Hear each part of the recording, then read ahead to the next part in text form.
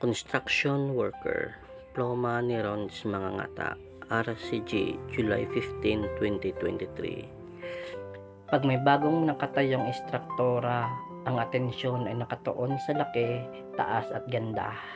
At nakakalimutan natin kung sino ang gumawa ng gusaling iyon. Sino ba sila? Sila yung mga taong nakapagtapos ng elementary o high school na may mababang uri ng pamumuhay kung ituring ng ilan.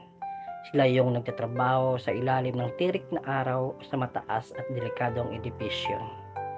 Sila yung hindi iniisip na baka mahulog o malaglagan ng bigat na bagay, pagkat ang isip nila ay may pakain sa kanilang pamilya. Sila yung isa sa pinakamahirap at mabigat na trabaho, pero maliit ang sahod. Subalit nagtitiis dahil ganyan nila kamahal ang kanilang pamilya. Martilyo, lagari at pala ang nagsisilbing bulpen nila. Sila yung madalas magbaon ng sardinas, lakime at kape na 3-in-1 pero masaya na sila. Isa sila sa pilit pinagkakasya ang sahod at minsan delay pa. Sila yung construction worker kung tawagin. Saludo ako sa kanila dahil proud sila sa trabaho nila. Yung iba minamaliit dahil sa uri ng trabahong mayroon sila.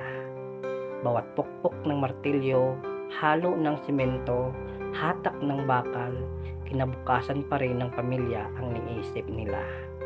Sila ang isa sa dahilan kung bakit may tulay, bahay, kalsada at maging sementeryo. Kaya dapat proud tayo sa kanila sapagkat malaking ambag sa ekonomiya. At sana dumating ang araw na itaas din ang sahod na nararapat sa kanila.